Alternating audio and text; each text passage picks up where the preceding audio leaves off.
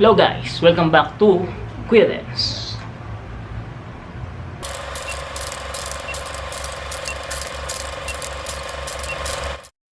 Welcome to Kuya Dens! So from 10 to 1 tayo. Tip number 10. Yan, ibang angulo. Dear puso. Kuya Dens, huwag kang kalimutan na mag-subscribe sa channel ni Kuya Dens. Ma'am Liza. My vlog, my rules.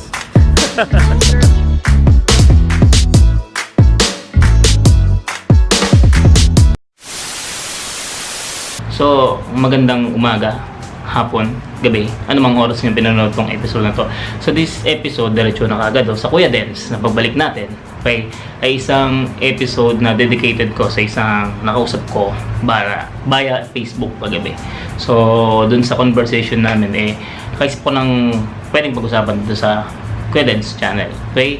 So, sabagay kilala, pag napanood mo to, alam mo nung ikaw yun, okay? Ang inaano niya kasi sa post niya sa Facebook is bakit parang kapag maganda ka, pag gwapo ka, maganda ang treatment sa'yo. Okay, pag pangit ka, parang walang kwento sa mundo, ay hindi maganda yung treatment para sa'yo. Sa bagay, napapansin ko rin yung personal ko. Kahit sa mga mall, convenience store, pag pupunta ka, pagka sabihin na natin, lalo na ako, kung hindi naman ako magporma, pag bibili ako sa mga ganun, pasok ako.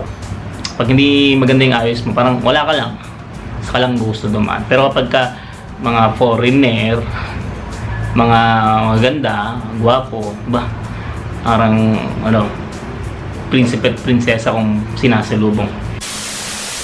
I have also a story na ito talaga hindi ko makakalimutan to, although matagal na tong yung pinaka-tumatak sa akin. There was a particular na computer parts shop or bilihan sa mall na may bibilin ako particular. Okay. Kahit naman lumalabas ako, punta ako ng mall, simple lang ako, sabagay, hindi nga ako marunong pumorma yun yung sakit ko Okay, punta ako doon. Pero nakatingin lang sa akin yung mga crew, parang wala yan. Tingin lang sa yaman, yung bibili. Okay, just looking dun sa isang particular na bibilin ko, which is kung matanda kong speaker ba yun, or speaker and mouse yata. Gusto ko yun kasi yung wireless.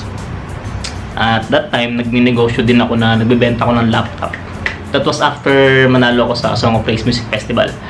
Okay, so yun, namimili ako dun. Tinitingnan ko kung lalapit sila kasi I have to ask something. Bago ako magbitaw ng pera, gusto kong matanong kung ano yung to. Walang lumalapit sa akin. Kahit tumawag na ako, actually, parang tutulakan pa sila kung... And then, there was a foreigner na pumasok, lalaki. Same. Naka-short, nakasando nga lang Siyempre, naka-sunglass, Guwaping.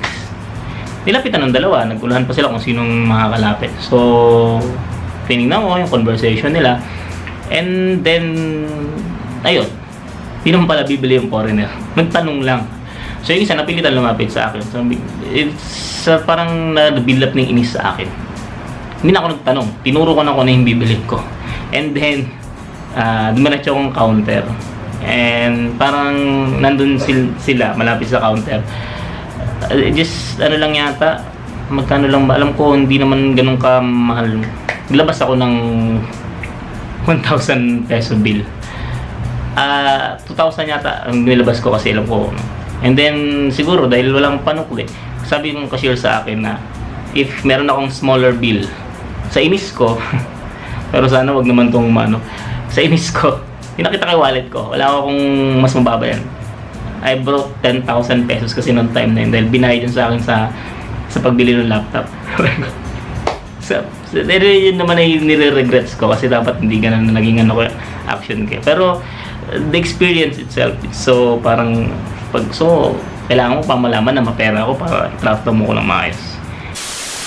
Then, ayun nga, yung usapan namin kagabi.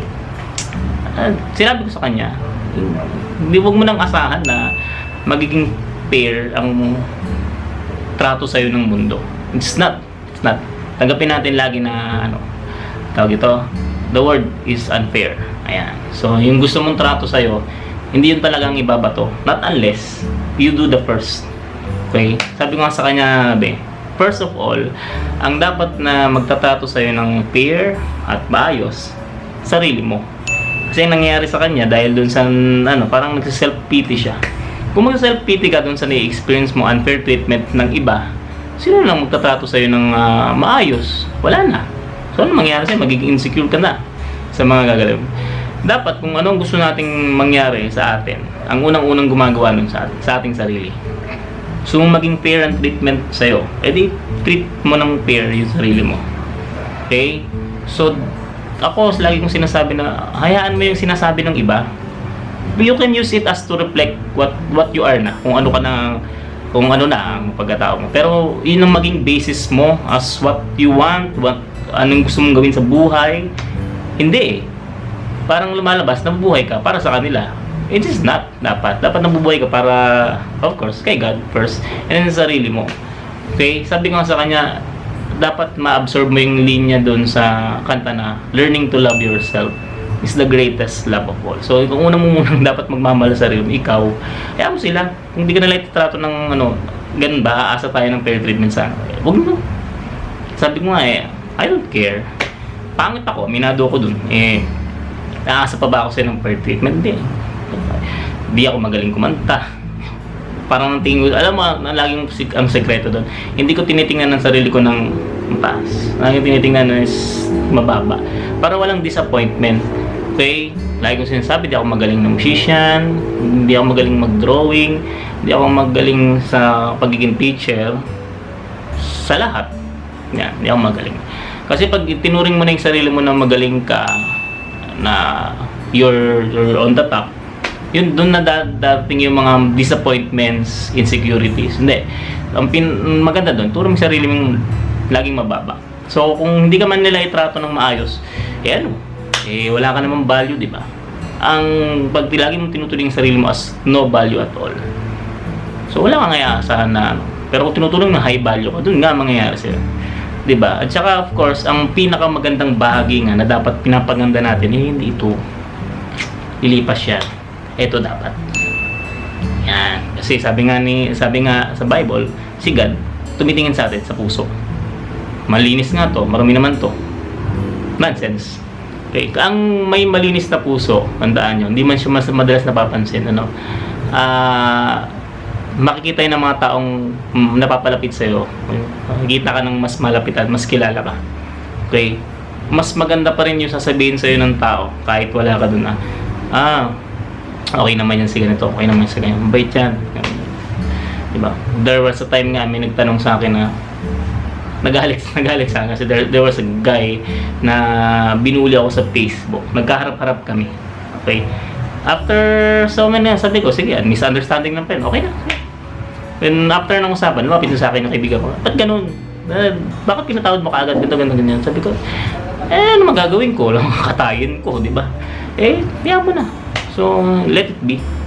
So, one, ano bang puntong ibig sabihin? One, huwag tayong aasa na fair treatment tayo ng nasa paligid natin. Hindi. Number two, dapat na mag-fair treatment sa'yo, sarili mo. Mali mo sarili mo, ayos mo sarili mo, may sinasabi ng iba. Yung talaga yun. Okay, and dapat, siguro ang pinakamagandang gawin doon, diba, pinapaganda natin to. And huwag ka rin mananapak ng iba. So, learn to respect. Okay. Yun lang. So, hindi naman tayo dapat mabuhay ng mga insecurities. Ako pag kumakanta nga ako, tapos naririnig ko sa recording na tayo, talagang sinto na doon. Ewan ko, mayroon sasabi, hindi, okay naman yung kanta. Hindi, maganda nga boss mo. It's sa akin, hindi. And that is a room for me for development. So, nag-aaral pa rin ako ngayon, kahit na matagal na ako sa industriya ng musika. Di ba? Doon. Ganun. Ganun akong pero I don't care kung ano yung sinasabi ng iba. I listen to them para magkaroon ako ng development. So, kinukuha ko yun, ina-absorb ko yun so that ma-develop ko yung sarili ko.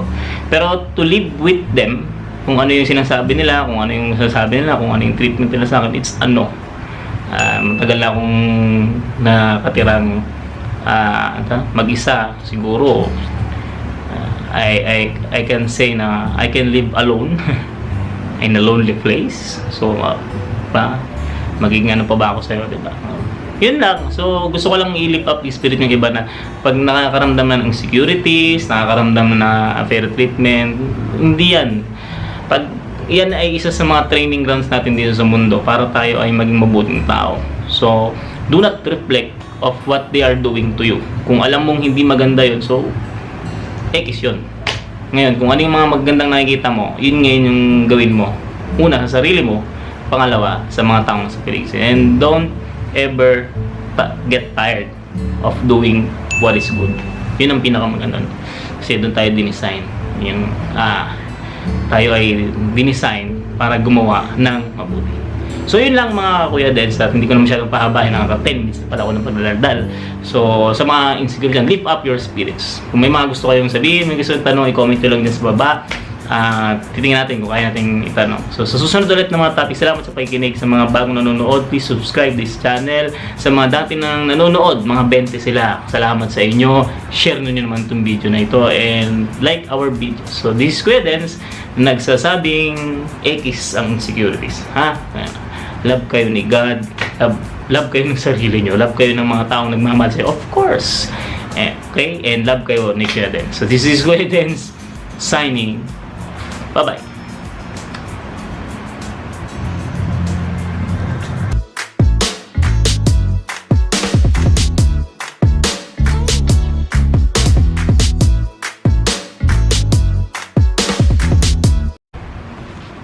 And then, learning to love yourself is the greatest love of all.